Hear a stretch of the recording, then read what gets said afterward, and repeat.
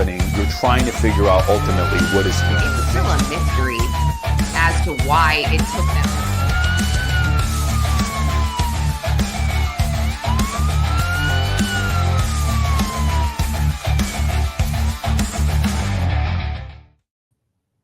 Good morning, everyone, and welcome to Primetime Crime. I'm your host, Lauren Conlon. Hi, Jarrett. How are you? Hey, Lauren, has it been a week already? It seems like we just did this. Yes, it has been a week, and it's freezing out. My husband sent me a picture of Hudson River. It was completely frozen, which is kind of freaky.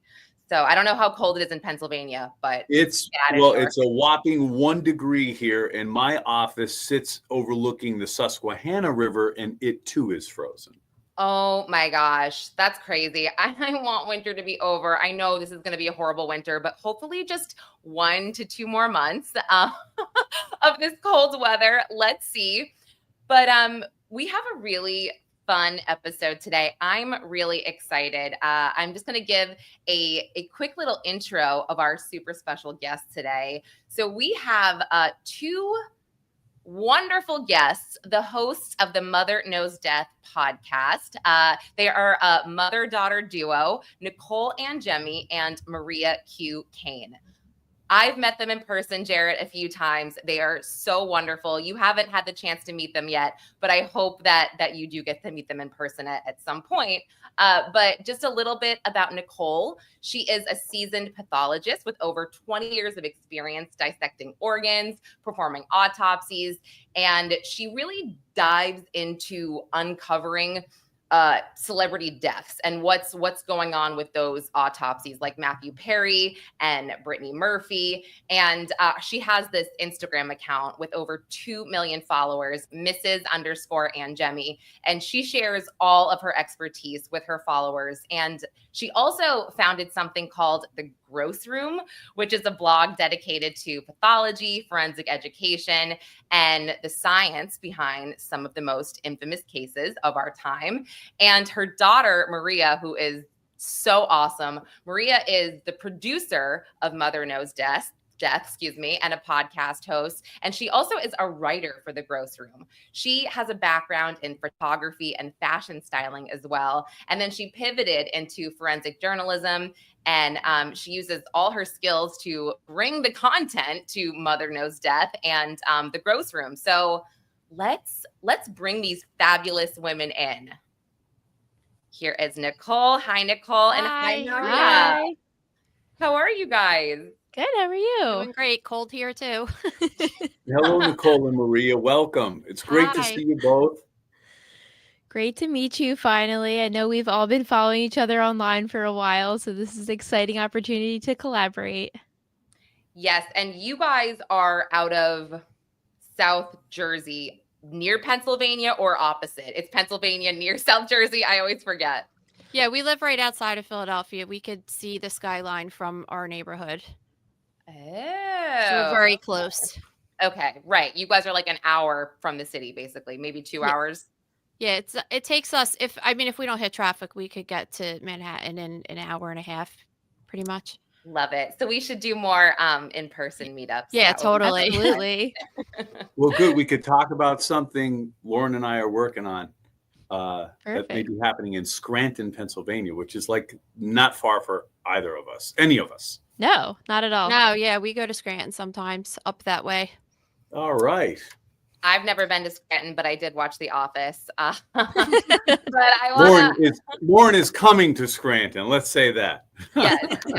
I want to just say hi to everyone in the chat right now. Hi, Afton. Hi, MJ. Hi, Sal. Hey, Teresa. Hey, Forrest. So happy that you've been a member for 6 months. Hey, LS. Those are my old initials. That's so fun. But, hi, Simi. I want to get right down to it, Nicole, because I find a lot of what you cover fascinating. I mean, I have a weak stomach, I guess, but I don't know when you discovered in your life, and Maria, this probably goes for you as well. When did you kind of realize that you could handle this type of grotesque content? And not only could you handle it, but you eventually became an expert in it. Well, my story kind of starts with Maria, actually, because I was a teen mom. I'm like the original teen mom. I had her when I was 15 years old. And I had to, once I dropped out of high school when I had her, and I had to do something with my life when I was a teenager. And I decided to go to college to be a nurse. And as soon as I got, and the only reason I wanted to be a nurse is because that's what all the women that I knew did for a living. I didn't know about my profession at all, because this was back in the 90s when we didn't have the internet, or at least I didn't have the internet. So I only knew about my surrounding people, you know? So I started college for nursing, and then I took a biology class, which I never took in high school because I dropped out of high school. And I was introduced to the microscope. And that's when I was like, whoa, what is this? This is the coolest thing ever. And I asked my teacher if there was a job I could get looking at the microscope. And she said, yeah, you could work in a lab in the hospital. I didn't even know that existed. And from there, I started doing cytotechnology, which is looking at cells under the microscope, like pap smears. You're familiar with that, right? That's what I did, look at those. And that's how I stumbled across the pathology department. And that's how I got into it. Oh, wow. I don't think I knew that. That's so interesting. I mean, I just knew that I couldn't handle it because I couldn't even handle dissecting a frog in whatever ninth grade. Did you guys do that? We dissected frogs and cats, and I almost vomited. I think I did vomit. So not for me. I don't know. But Maria, how did you sort of get into this? And, you know, with the gross room and everything like that, it's not like, you know, you can have a weak stomach because you have to produce this content and write it. Well, the irony behind all of this is I do have an incredibly weak stomach. So, you know, I get used to it over time because funny enough, like my mom would bring me to college when she was younger. So sometimes I was partaking in those biology classes as a little kid. And I think the overexposure to it actually made me be really against seeing it all the time. And every time I went to work with her one summer when I was 15, she made me intern at the hospital, and I felt like I was going to pass out every single day. And it was a lot to handle. So even right now with our website and everything, I could see these pictures and everything from the comfort of my home, but out in a public setting and everything, even at CrimeCon, I had to leave your lecture for 20 minutes and I put the PowerPoint together. Wait, did you really? Yeah. Stop it. Oh my gosh. That's so funny. We're already getting questions for Nicole's beauty routine. This is so funny. I love it. What did they ask? They're asking, they're like, wait, you're the mom of Maria? Please send your beauty routine. Well, I'm only 15 years older than her, so you have to look at it that way. Yeah, but still, you do have great skin. I've seen you in person. So, and Thank you. Jarrett, by the way, feel free to ask whatever you want. I don't. I feel like I'm watching this episode, so that's great. Well, let me say this. I do want to say this. To take the brutal and violent and sometimes disgusting work that pathologists have to do, and to turn that into something so creative and find a way to express it, from the signs behind you to the podcast, to the speaking that you've done, and to the photojournalism that you're doing, Maria. I think that's the coolest thing. I think like that's some of what Lauren and I try to do, and everybody that's kind of in true crime, is to take this often horrible thing and educate people, entertain people, inform people. I think that's so cool that you've been able to do that. And I think that's part of, beyond having an incredible story together, part of what makes you both successful and followed by so many. So I'm just really happy to have the opportunity to meet with you both and see you both this way, and talk about some of the exciting experiences that you've had in autopsies. The first autopsy I ever got to, like, my background is I'm a prosecutor, no science training at all. I go first autopsies, like my first month at the district attorney's office 20 plus years ago, this guy who's like 6'10", 350 plus pounds, spent the night drinking Southern Comfort and eating hot chicken wings, drowns. And when they opened this guy up, for the next 3 days, all I could smell was Southern Comfort and hot chicken wings. Did it smell that bad? Did it really smell? You know, Maria, do you ever have like a scratch and sniff part of your presentation, because the smell is always the part that was like, in these pheromones stay with you. Like, so you'll be walking around a couple days later and bang, it's like, oh my God, there's that smell again. And have you experienced, like, that was one, the first one was as bad as it ever got. And it was the Southern Comfort and hot chicken wings. Ooh, Well, that's so I'm actually not a pathologist. I'm a PA, so I'm a pathologist assistant. And one of the reasons that I started this whole thing is because I'm not a doctor, and I feel like the way that they teach this education to people and the way that doctors talk to regular people is ridiculous. And there's just a lot easier way to explain all of this stuff so regular people could understand, because it's just not that, it's complicated, but it's also not that complicated.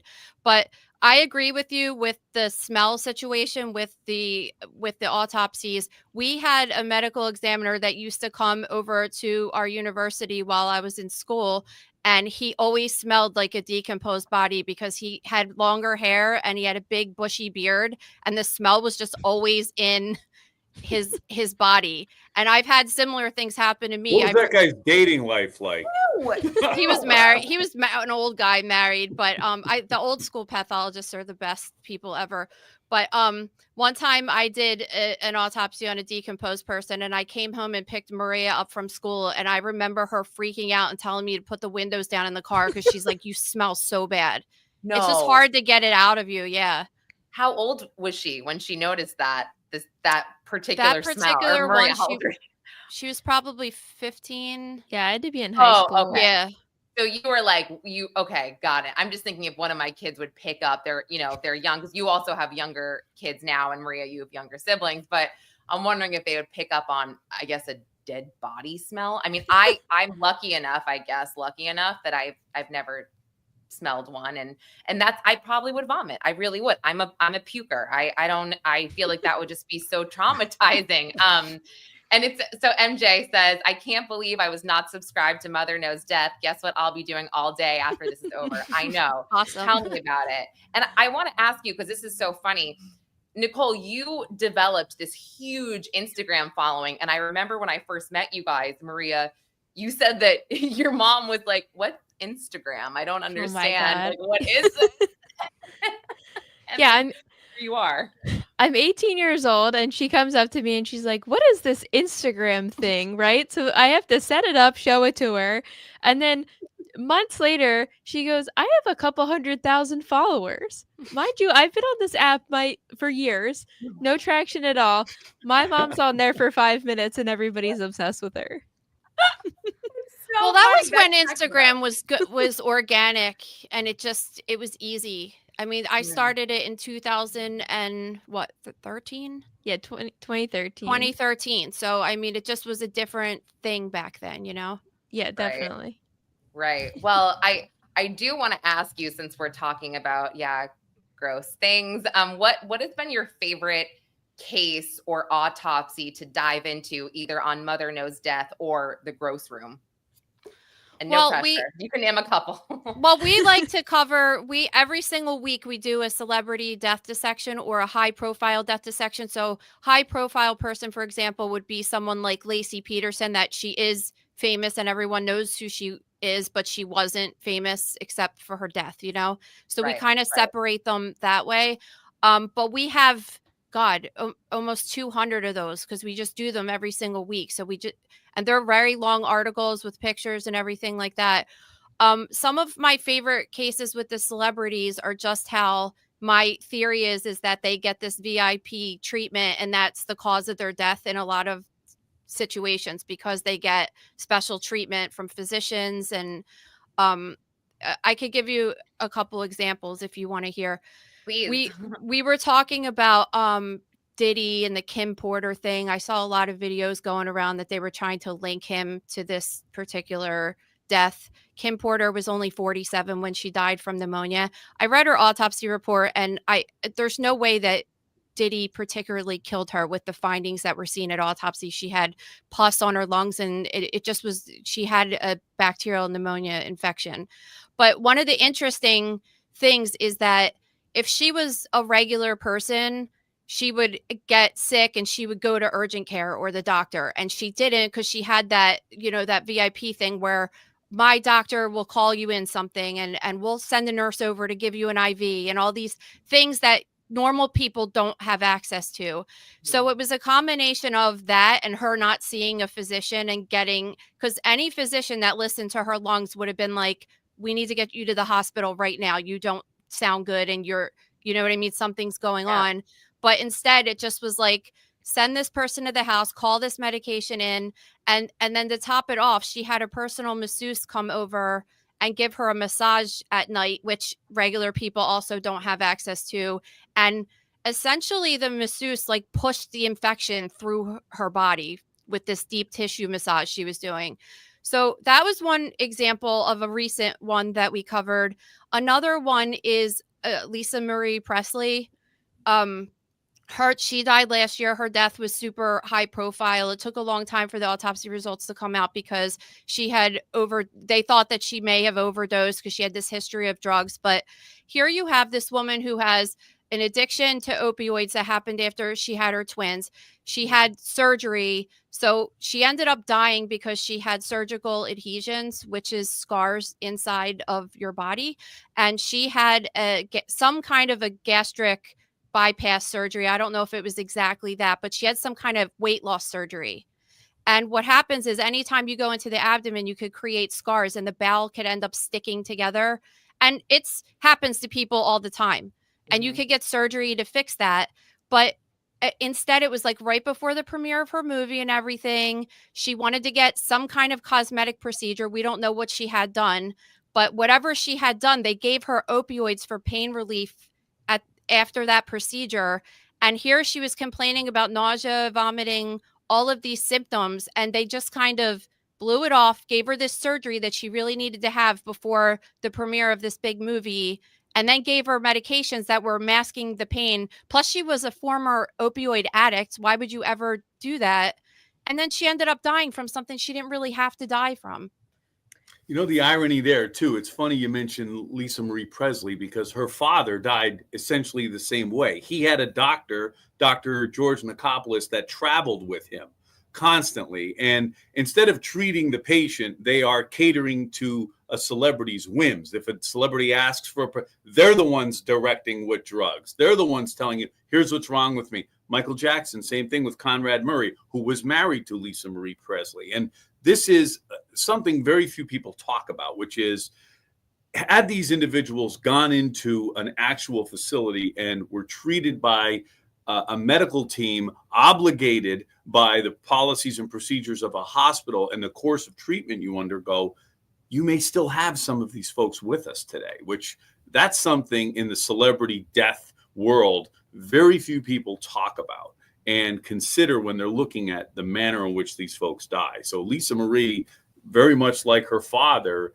died because she had celebrity influence and extravagance when it came to her medical treatment. Yeah, 100%. And I've seen it personally working in the lab. Like they'll come downstairs and say, there's a VIP patient upstairs and like push this to the head of the line. And you just don't do that because that's when mistakes get made, when you're not following the same procedure as you normally do, you know? This is so interesting because now I'm thinking about everything and I never thought about this. So what you're saying is that their privilege actually hurts them medically, if anything. Oh, yeah. And yeah. And I'm thinking about obviously Matthew Perry. I mean, he had access to all of this ketamine that he shouldn't have had because he's a celebrity and he has money. And then also what popped into my head was JFK. They did not treat right? Didn't he have some kind of a pill popping thing going on when he was president and they never treated him? There was a big shit show with everything from involved with his death. I wrote a 2-part death dissection on him years ago, but just even how they handled the autopsy afterwards and just the whole entire thing was a shit show. But with people like him, you're like, okay, well, regardless, he got shot in the head. His head blew off, right? Like he was going to die regardless, getting shot like that. But when you look at cases like Lisa Marie, Michael Jackson, these people didn't have to die. They just did because of medical negligence, you know?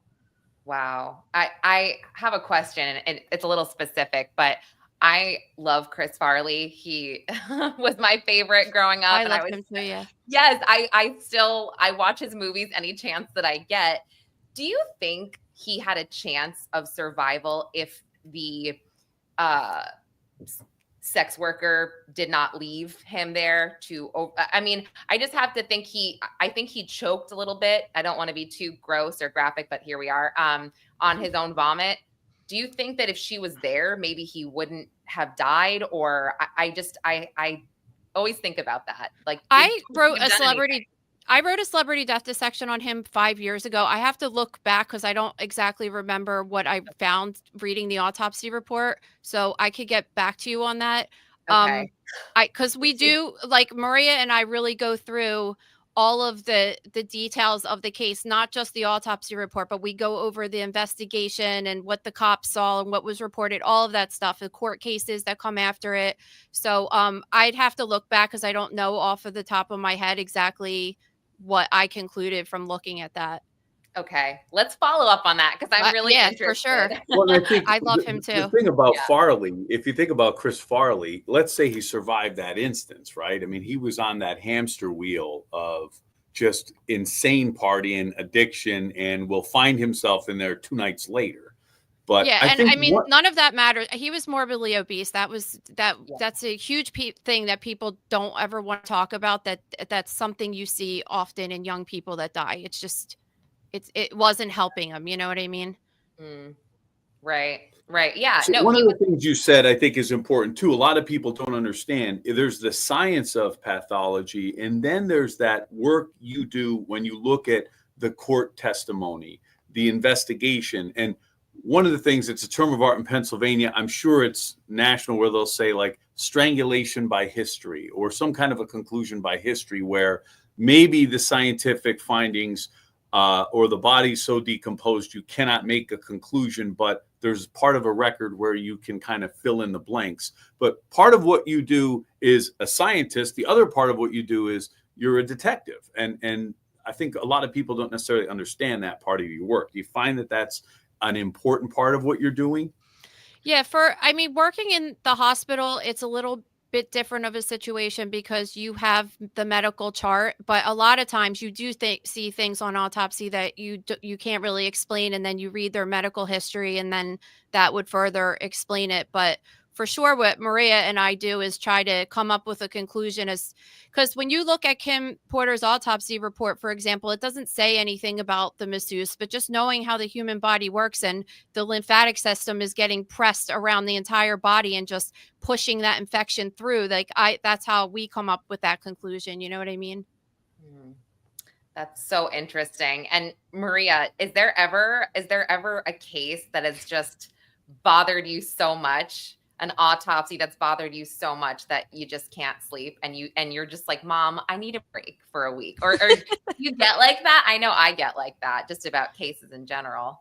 There hasn't been an autopsy in particular, but within the last couple of weeks, I wrote about the Zodiac killer, and we could kind of tie this into the teacher case we're going to talk about later too, how there was just clear evidence of grooming with this one particular family and the lead suspect, and it just really bothered me the more research I did, and I saw the clear-cut signs. I mean, the leading suspect, because we have to remember this is a cold case, nobody's formally been convicted, but the leading suspect, was a teacher. All of the victims were students for the most part. That's really hard sign to ignore for me. He was a child molester. I was really bothered every step of the way, writing every detail of that case. Like, how do they have all this evidence against this one man? And they kept saying, well, it was all circumstantial, so we couldn't take him to court. Well, Scott Peterson was taken to court for circumstantial evidence. So it's very frustrating to read stuff like that. I always say circumstantial evidence is evidence. Like, I've prosecuted cases just on that. I mean, people are quick to write it off. It's like, well, that's a lot of circumstance. In that particular case, like, a lot of times, one of the challenges in those days were departments didn't share information. They weren't computer linked the way they are now. It's still not perfect or great, but oftentimes you can have a neighboring police department conducting an investigation, and a department in the next town over could be looking at the same person for the same type of crime and not know it. That's why you build those task force and things of that nature. Oh, yeah. With Zodiac, the crimes were spread out. He was somewhat on the move.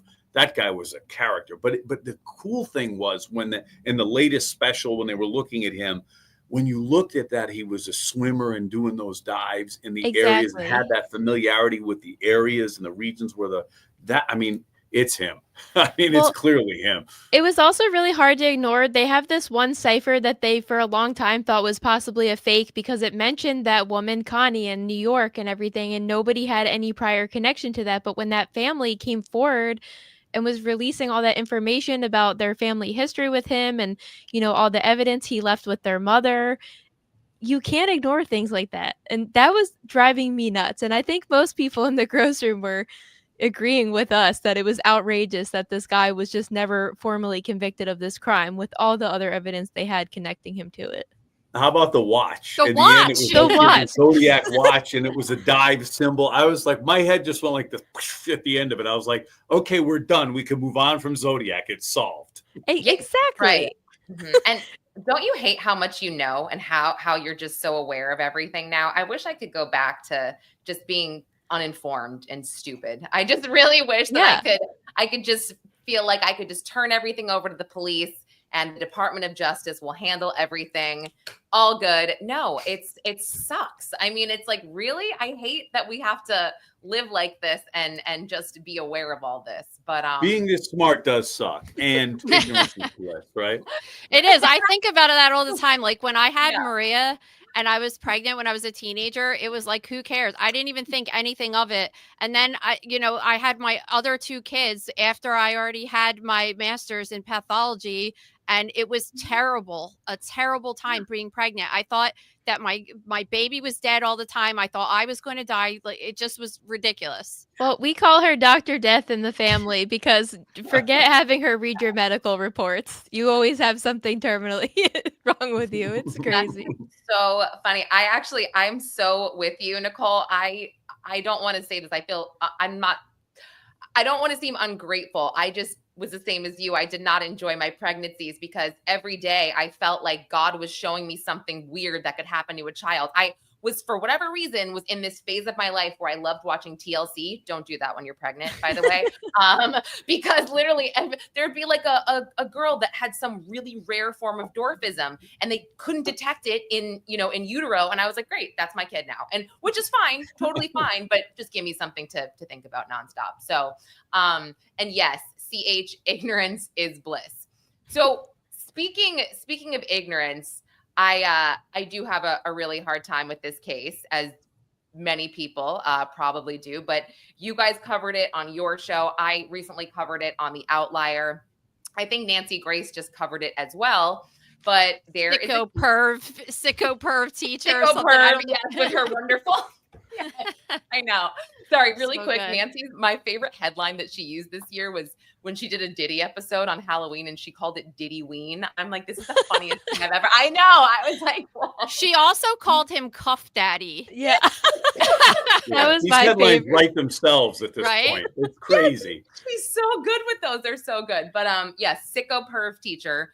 Her name is Laura Karen. She's now 34 years old. She was, I guess, she's on paid administrative leave, and we should discuss that as well. And she was actually released on bail yesterday. She had a hearing, and they released her on bail until the trial. No trial date set, but the town that she teaches in, it's called Cape May Courthouse, and it's about 5,000 to 6,000 people. 45 minutes from Atlantic City, let's say 3 hours from New York City. Yeah, I mean, I go there all the time. The Cape May Zoo is in Cape May Courthouse. Okay, so I read that's like the main attraction there. That's why people go there, is this zoo. Yeah, Okay. One of our favorite Italian restaurants is there too. We go there. Which one?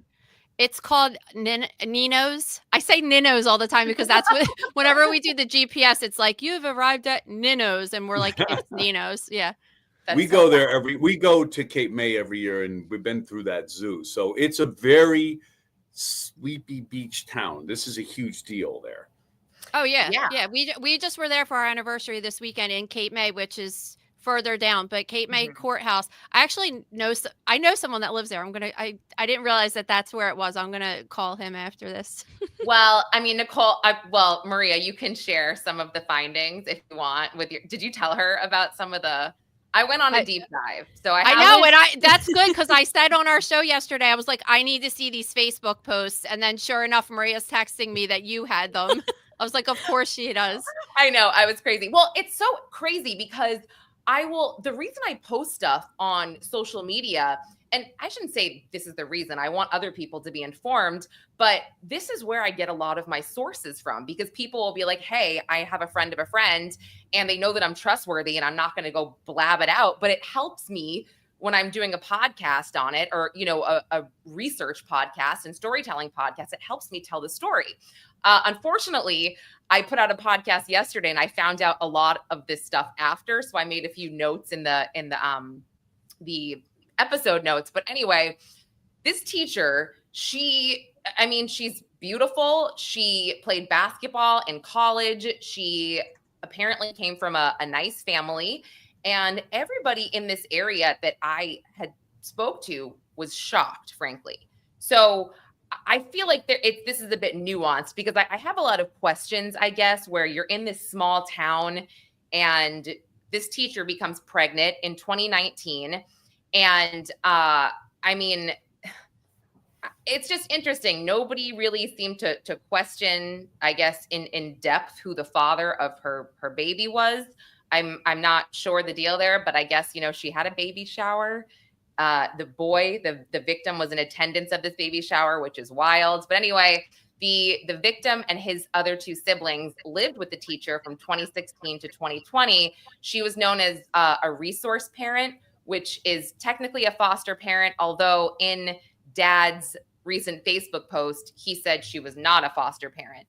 I believe that resource parent is the term that they use in New Jersey when reunification is the goal. Like that's always the goal, but I feel like in this term in particular, they see. But really, Dad, that's what you're hung up on? No, and that wasn't. Trust me, that was just one. Oh, I sent it to you. That was just one line that he said. He wanted everyone to know that he felt like he failed his son, but his children were not neglected. Now, I did a little bit of a background check on Dad. I don't want to shame anybody. He did have some arrests, so maybe he was going through some hardships, and I don't know about the mom. But anyway, they lived with this teacher. The boy's sister came out and kind of corroborated what turns out to be true. But Dad made this Facebook post in December of 2024 that he put a picture of this child, which I later found out is a girl. I thought it was a boy. I did my podcast saying that this was her son. Laura Karen had a daughter, and Dad basically said, that's my DNA. I'm no dummy. And we all know I never touched you. So that sparked the investigation, where somebody on the school board saw this post. They sent it to law enforcement. They started investigating, and then it turns out the boy admitted everything. And that's when the sister was like, yeah, like I saw them come out of the shower together, soaking wet in towels. When the baby was born, he was 13 and he moved into the master bedroom, and she had started grooming him allegedly at age 11. And then he told law enforcement that they had intercourse twice a week from 2020 on, basically. It's crazy. So I do know the identity. You guys know the identity of this victim as well. I don't feel comfortable putting it out there and sharing it, because I think they're going through enough right now, and eventually I'm sure it'll come out. But I am shocked. Number one, Jarrett, I don't know. I know that it's innocent until proven guilty, but I feel like the fact that she's on paid leave. I mean, Russell Brand was, accused of all of this stuff, and YouTube kicked him out of the monetization program. Well, so let me say, so in addition to being a prosecutor, I do education law here out of my practice too. So why someone would be on paid leave prior to entering a plea or a conviction is because you said it. They're innocent until proven guilty. The difference between Russell Brand is YouTube is a private employer. The school district is a public employer. So the argument is you have a property interest, a government property interest in your job. So if you are innocent until proven guilty, then in fact you are. You're put on leave, and the district would pay you money pending an ultimate determination or a resolution of the case. Now, I've done that both ways. I've put teachers out in situations, not quite this situation, where your knee-jerk reaction is, this is so bad, they're going out without pay. To hell with this. I'll face the lawsuit or a claim that comes later. This is a school district solicitor and a board that is treading very carefully. Okay. I don't know why necessarily they made that decision, but I understand it, because in the end, they're protecting her rights, but she's away from kids and they're safe at this point. So the most important thing in this situation is she's out of the district and away from kids. And you accomplish that by putting her on leave. The fact that she's getting paid, I get it. She's getting tax money, all that. Believe me, we get ripped off a lot more tax money than what Laura Karen's getting in her salary right now. And it's just a protective measure. I find this, and I think Nicole and Maria, like, if you guys think, one of the things I've seen with teachers that act out this way, I think about Mary Kay Letourneau and Billy Falau and the case that they had. There's a tremendous, oftentimes these are attractive, the females that act out this way are traditionally attractive females. They're people who seem to have a life together, but have a tremendous, I had a case in my jurisdiction. I actually encountered the teacher later on down the road. Tremendous amount of immaturity, like reliving their past, reliving grade school, reliving high school seems to be a common theme in these types of cases, and is probably what's going on here. Yeah, I mean, one of our biggest things when we were discussing this on our episode yesterday was, how did the kids even get to a point where they were living with this woman, and how was the school district not aware of it? Because in my opinion, I don't think that would be acceptable with the school district. So I'm curious how this was kept a secret, or if that was known information and they were on hard times and they were maybe letting it slip through the cracks because of that. I have a really hard time wrapping my head around that fact. Yeah, and it seems like it wasn't a secret that the kids were living there, from what I have gathered. It wasn't a secret. And so the dad's history, I mean, it's a little confusing because there are arrests, and I got the case numbers. I didn't have time to go and search the actual cases to get some of the probable cause affidavits and stuff. But it was like 2019, 2022. I didn't actually see anything from 2016 to 2020. So it is kind of a mystery there as to what happened. It could have been, again, this is speculation, but yeah, he could have been incarcerated. So there was something in 2000. Yeah, I guess the thing is, his Facebook post would tell me otherwise, because he kind of had said, we have a relationship with this child because we have a relationship with the teacher. We trusted her with our, so it's really mysterious. And also, Maria and Nicole and Jarrett, I don't know if you got a chance to kind of like zoom in a little bit on this boy, this victim. I'll call him a boy, but like, he's probably 18 or 19 now. Yeah. I mean, he looks like he's 12 now, in my opinion. I am just like sick to my stomach thinking about, you did this to him at 11 years old when he probably looked like he was 7. Like, that right there is disturbing. And you need a freaking psychological evaluation. If this is true, you need to be locked up because you are attracted to children. And that is fucking gross. So excuse my language, but I was just like looking at him and I'm like, he looks so young now. Ew. But Maria makes a good point about how did the school district, so there's guardrails in that system. If she was a resource parent, she would have to have had passed a background check. It upends what you think you know. She could have appeared to be this well-intended professional teacher associated with the district, never really having any issues in her personnel or personal background, someone who would appear to be an attractive candidate that could take kids in. So you look at, and you could look back and say, how did the system fail them? Clearly the system failed them. Were there any signs? what was missed. So in a small town like Cape May Courthouse, how didn't the district know? I could see if it's Philadelphia or something of that magnitude, it could slip through the cracks. How in a town that small does that go unseen? I don't know. That's a question that has to be answered. Well, a lot of these cases that you hear about with children that are getting groomed and molested by other adults, a lot of times the parents are, in my opinion, they're to blame because they are completely turning a blind eye to something that's obviously happening in front of their face. Someone on Nancy's show actually always says that you should always be aware of another adult that has more interest in your child than you do. And it is 100% absolutely true. That's a great point. You know, and it happened with, like I brought up yesterday on our episode, if you ever saw the Finding Neverland about Michael Jackson and stuff, it's just like you watch this and you're like, what is wrong with these parents that they were letting their little kids sleep over a grown man's house? They're to blame too. I'm sorry. I don't want to victim blame, but like you have to take some responsibility as a parent, you know? They totally enabled that situation. By his own admission, Michael Jackson's two favorite things were like sleepovers and water balloon fights. That would have been it for me. I'd be like, okay, exactly. You know what? My kids aren't staying here.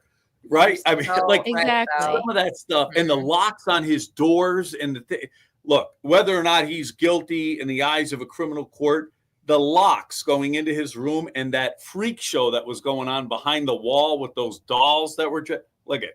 In my, I mean, that alone, I would have been, thanks. We'll see you, Michael. You know, the kids would have been right out of the house. And this is such a good point, MJ, with the Diddy stuff. When you're reading about some of these, you know, if you went through the lawsuits, how some of these kids were taken to these parties or they, you know, I mean, think about Justin Bieber sleeping over with Diddy when he was 13 for how long? It's really bizarre. And it's really, I guess it's a different world to me. I never want my children to go into showbiz or anything like that, just for these reasons. But when you said that about, I think one of Nancy's guests, I think I may have heard them say this as well, because I repeated it to my children at that exact phrase where I was like, if an adult is really interested in you, I mean, that is a red flag. And kids, they don't adults don't need help from kids. An adult should never ask you for directions. They should never ask you for help. They should always ask other adults. And I think it's important that we remind our kids of that because, and I don't know if it's because we live in this world, but I feel like it's just, I see more and more child predators every single day. And it terrifies me. I mean, to my core, it terrifies me. No, it's really horrible. And, you know, we were talking about on our episode yesterday how we lived in a similarly small town right outside of Philadelphia. And when I was in 6th grade, we moved to the next town over. And immediately within a week, I was brought in the principal's office and they were like, you have to switch school districts. So how did they know I moved to the next town over? But this school district had no idea these 3 children were living with their teacher. I have a really hard time believing it. That is so interesting. Wait, so did you see somewhere that the school district didn't know they were living with the teacher? I guess that wasn't confirmed, but the way I was taking it in the article was that this was a total shock to them. They had no idea any of this was going on or that they were linked behind the scenes. But that's the way I was perceiving it from the articles. It's certainly not something that would have been facilitated through the school. You know, these are those outside agencies. So, I mean, there's a chance they didn't know, but again, we talk about these adults that are around kids. That's what predators prey on, trust and that access to children. Like, I'm sorry, if you're coaching a 4th grade basketball team and you don't have any 4th graders, my back is up.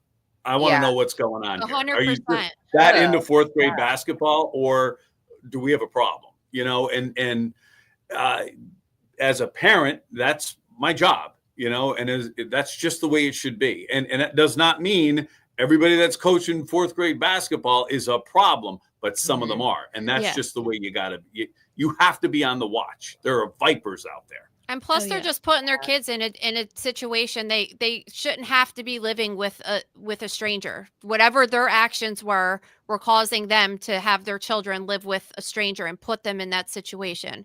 You know what I mean?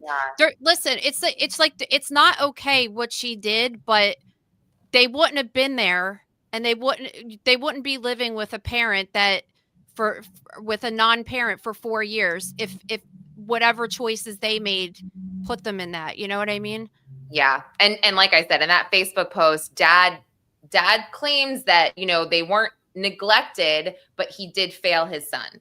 And you know, she's a 5th grade teacher. There's 3 kids. So, you know, let's say for 3 years, she had at least one of those kids, right? That was living with her. I read that school, it only has 575 kids, the Middle Township Elementary, and it's grades 3rd through 5th. So, I mean, again, really small, kind of hard to believe that nobody figured that out. And then afterwards, that nobody else maybe thought, okay, because I'll add just this element that the victim was Black and she's white. And so I don't know, I guess like what that town is like, but it's almost just like nobody saw a resemblance with this kid, for this little girl, for 5 years. Really? That is what I find to be really tough as well. If people from the outside thought that she was just being a saint having these kids for 4 years, a normal person wouldn't think that. Why would you ever think that if you saw an adult with a child? And the reason that the dad said something is because somebody at some point said something to make them think that there was a sexual relationship going on there. I don't think a normal person's brain goes there. You know what I mean? You mean even looking at the picture, Nicole, like just seeing that, you think he had a suspicion? No, I don't think that. It was just like, wow, this is weird. I think, yeah, he had some kind of suspicion. I just think that a normal person, if you see, if you're hanging out with a kid across the street, you just wouldn't ever think it unless it was like, and you know that the kids knew something, right? The other kids. Right. So somebody must have said something at some point that made him be like, that's because kids don't know that they're saying stuff all the time. And the dad might have been like, that's interesting. Why did he just say, like, something triggered him to even put 2 and 2 together like that? You know what I mean? But like, do you think the sister didn't share with the parents or anyone else that since 2020, her brother was in the master bedroom with the teacher? Like you said, kids just talk, they yap. So we're supposed to think that this little girl, I don't know how old she is, but she never told anyone else, I guess. And in 5 years, or basically 4 years, because the dad made this Facebook post in December of 2024. Or like maybe, you know, they decided they didn't need the teacher anymore. So he's like, screw it, I'm just going to out whatever happened. It's so bizarre, right? It's so strange. Sometimes kids say outrageous shit, and maybe they said something like, oh, he was in his room, and they were like, nah, you didn't see that, that's not, you know. Right. But you hear that a lot, the kids say stuff and then you're like, everything they say has some amount of truth to it. Sometimes they just distort it a little bit, but I really believe that there was some kind of, like, this was a buildup. It just wasn't like everything's fine on day one and then all of a sudden they were like, wait a second, this kid looks like this dad or whatever. It's just, I don't know. What was her relationship with the other siblings as well? Because I know that the father of the child was saying that he was afraid of her getting in trouble for having the baby. And that's what he was saying to the siblings. So did the siblings also have some close bond with her that they were afraid of her getting in trouble and therefore were keeping the secret? Maybe. I'm sure she found a way to insulate herself from or protect. After makes a good point. Predators know how to keep kids quiet. She would have leverage over all of them in some form or fashion, or like plead with them to say, please don't say anything of what you saw or how much they actually knew. I mean, what did they know? Kids may see something and not draw that connection. They're very young. So they may feel it was weird and not say anything, or she had leverage over them and said, please, we'll get in trouble. And then eventually the truth came out. Yeah. And she could have even been saying, if you talk about this, they're going to make you move back home with your dad, or, you know, and maybe they could have had still she could have been making their life good there, popcorn, movies, whatever. Right. I mean, like and you hear this too with people that are child predators, that they pick a child, they will pick one child, even if there's a bunch there, they'll focus in on one and abuse one, And they know when there's blood in the water. These are children clearly whose home life was at a point where they had to be staying with her. They were removed from their natural home So there's blood in the water. These children have a vulnerability because their home life sounds like it was broken or compromised. And like Nicole said, they'll target. And so you take, let's say I think it was 3 kids. You take 3 kids and then you target one of them who may be the most broken, who may be the most vulnerable. And then that outspoken one, or that one you think would push back, is not victimized, which brings a tremendous amount of guilt on the other end. It's a, boy, oh boy, it's a psychiatrist could have a field day with these type of situations. Well, then what do you think her defense is going to be? Because it can't be mental health, or it can't be. Well, good point. This could be the result of a histrionic, very tremendous immaturity, right? Like one of the things they said about Jerry Sandusky at Penn State, if you remember that, Nicole and Maria are from Pennsylvania or near Pennsylvania. You certainly remember that case.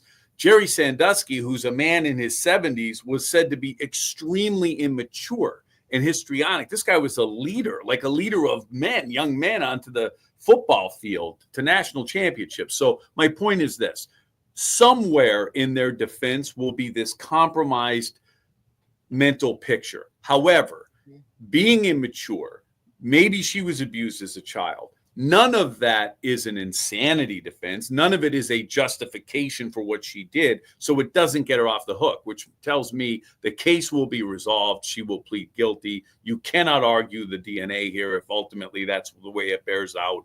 She'll lose her job. She'll be fired by the school board. She will go to jail, and she will be waiting tables somewhere in Cape May Courthouse 6 or 7 years from now, or hopefully longer. But there is no mental excuse, as I see, that would justify or get her off of the case. So that's where I see it going. You don't think there'll be a trial? You think it'll just be like a plea? No, I mean, what could you possibly like? That would just it would. I don't know.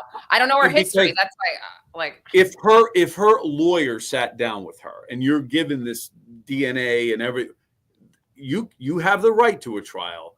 What in the blue hell are you going to say? And here's the problem. They'll say to her, Laura, if you take a trial, you're going to get double the jail sentence. You're going to go to jail for 15 to 30 years instead of 8 to 10. And at that point, I don't think it'll be numbers that much. game. I bet they'll go easy. They always go easy on this. Yeah, they may. Yeah. But that will be that. What the numbers are interchangeable, but that's the conversation. Then it becomes a math problem, a pretty simple one. Yeah. I mean, I don't like that she's even out on.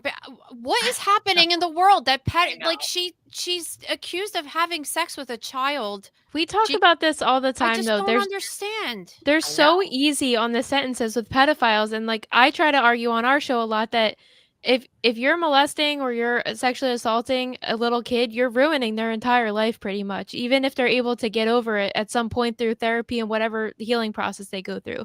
But I think this is like an outrageous thought I have, and a lot of people argue with me about it, but I think it needs to be seen in court almost similarly to attempted murder or murder. It's just as damaging emotionally. I agree with you. And the impact is the same. Oh, sorry, Lauren, go ahead. No, it's fine. I was just going to say, I think that they also can never be cured. So they tend to do it again and again and again. And if they're not caught, they're definitely going to do it again. So I always use the example. They'll cite to you the level of recidivism and this and that. And we were arguing the constitutionality of Megan's Law. And I used this example. We had a dog in our neighborhood that bit a kid. It was chained to a little doghouse in the back.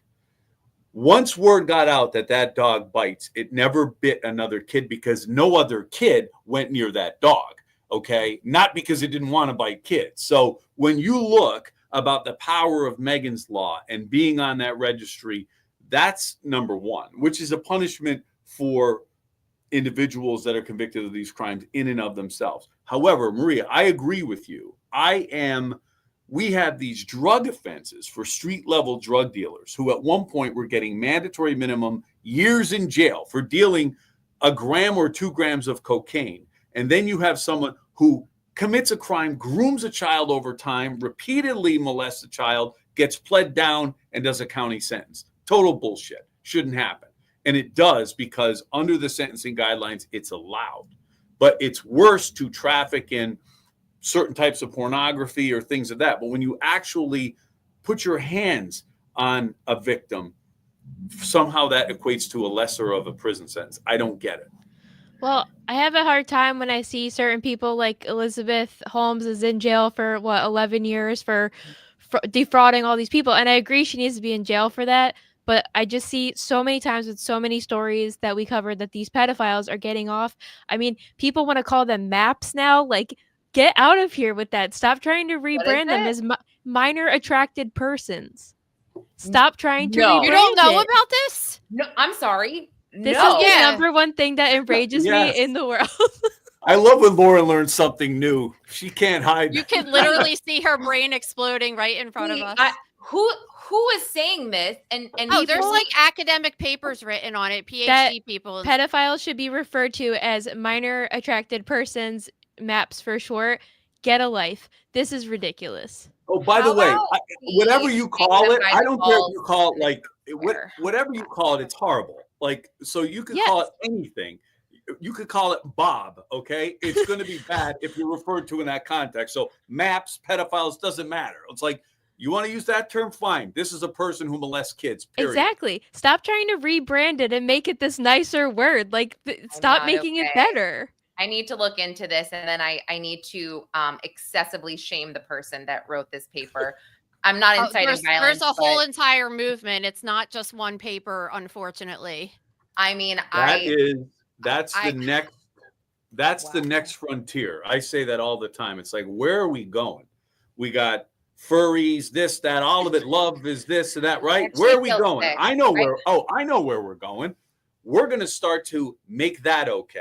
And then it starts with a label. It was Kierkegaard who said, when you label me, you negate me, right? So you soften that predator label. You call them MAPS, call them this. Let me tell you, no, whatever you call it, that's what it is, and it will never be acceptable. We are just not protecting children anymore. It makes me sick. That's so, I actually feel really gross right now. I'm not kidding. It makes me feel physically disgusted. Last week, my friend Frank Zell, who covers the JonBenet Ramsey case with his brother in depth, he's great. They've covered a lot of cases, and he introduced me to this case out of Utah that I had never heard of, and I plan on doing a series around it because it is the sickest case, the sickest. I can't even discuss it on YouTube because it's so sick. And when I wrote the episode and I recorded it, it was very hard to even depict what exactly happened. But the point is, it's this ex-therapist. He was a high-ranking member of the Church of Satan, but they masked that they were Mormons, that they, were high-ranking members of the Jesus Christ Church of Latter-day Saints. And his three daughters that he had tortured and abused and I don't want to say pimped out, but he loaned his daughters to people in this organization for basically 20 years. It's the most horrible thing I've ever read, the victim impact statement. He was arrested in 2012. They dropped the case against him in 2014. Not enough evidence because these people, and it sounds crazy, they have people in law enforcement, in the Department of Justice. They have people everywhere. He gets rearrested in 2022 and it's 2025 and he still hasn't gone to trial yet. They claim that there's no prosecutor that wants to prosecute this. His wife was also arrested in 2023. Both of them are out. They're both out on bail. So they both get to live their lives. And I posted something on TikTok when I did the episode, just like a little short. And again, somebody came at me and this woman, she's like, oh, wait, I know this guy. He's in my Zoom therapy group. And then we started messaging. She goes, I had no idea I live there. And I'm like, are you serious right now? Here, I'll send you the victim impact statement. Your life will be changed. When I tell you guys that I could not sleep for days and I actually had to only watch Modern Family and do fun things like go to trampoline parks with my kid. I just was like, I'm not okay because it's just, anyway, I went off on a tangent because this is so upsetting to me. MAPS, sorry, that's horrible. But that's how we feel about it. Yeah, and to add another layer too, it's like not only was this child sexually assaulted, but another child has now been created. This kid became a dad at 12, 13, however old he was when it happened. And that now he's going to be responsible for that. I don't even know how that works, honestly, but because I do know how that works because it happened to me when I had Maria. I mean, my boyfriend at the time was my age. It wasn't an issue, but according to the courts, like when I gave birth to her at 15 years old, I was considered to be emancipated and I was in charge of her technically, like my parents weren't. So I don't know if that's still a thing because that was 30 years ago, but technically this kid is in charge of that child, right? Like who? Well, he's 18 now. So right. So there's some safeguards to that point. But yeah, I mean, yeah, Nicole, financially financially responsible for a child because the mom's in jail. You know what I mean? Like it's so multifactorial and depth, but it's so sad for this kid. You know, who's going to want to date him? You know, well, if I may, it seems like he has a bright future as well. So, which is, I mean, hopefully he can still have this. Oh yeah, future. I hope he can. You know, he's so young. But how could you forget all of this drama surrounding it? And he might even have some kind of love for her as a mother figure or as a girlfriend. I don't really, you know what I mean? So messed points. Up. And does she have other victims? She started with him when she was, I mean, I think she was 26.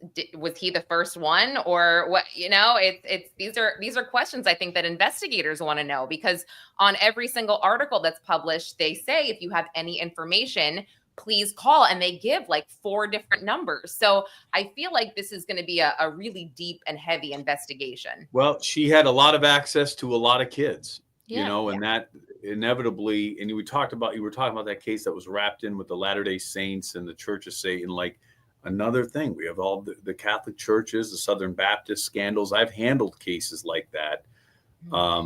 You know, you always have to be on the watch for people that are in positions of trust that are around children. You just have to be. That doesn't mean you're a negative person. It means you're realistic. Be right back. Gonna go pick my kids up from school and homeschool them. They'd be weirder. Okay, if I did that. All right. My kids being homeschooled by me, they'd be the dumbest kids. Anyway, no, but really. But Maria and Nicole, tell everybody where they can find you on social media and just everywhere. You can listen to our show, Mother Knows Death. We are through iHeart, so it's on the iHeart app, Apple, Spotify, YouTube, anywhere you get podcasts. You can follow me at Maria Q. Kane on Instagram or our podcast page at Mother Knows Death or my mom's page at Mrs._Anjemi. I also have a book. Yes, I have a link to your website. I have a link to your website, which has the book. Tell us about the book and where everyone can find it. The book is called Nicole Anjemi's Anatomy Book, and it basically is like a dictionary kind of. It goes A through Z and lists all of your body parts and then all of the different things that could go wrong with all of your body parts. All users. Well, my mother-in-law would love that book. Her favorite book is a pill book. I got to get that book for her. We'll send you one. She will be obsessed with that book. But it's cool because she has every one of those infirmities. Oh yeah, totally. Me, according to this book, I have this in my knee. That's what I have. It's really cool because it's all user submitted from my followers from Instagram, over 100 cases. So they sent me all their photos and it's really cool, but we'll definitely get one out to you. So thanks. She can become a hypochondriac. Yeah, that is so cool. And of course, thegrossroom.com. We post articles on there every single day. Once a week, we do the celebrity or high profile death dissections. And it's really awesome community of all our people. Love it. Well, we have to get, because you're so close and so creative and so great, we got to get at this party together live. And we will talk to you about that. Okay, awesome. All right. Thanks so much for having us. Thank you. I know this was honestly so informative and so much fun, even though we talked about very serious things. I always say that, and we kind of discussed that at the beginning, how great it is to have people like you that can just lighten things up a little bit. So if you guys don't mind hanging out for a second, everyone in the chat, thanks so much for joining us, and we will see you next week.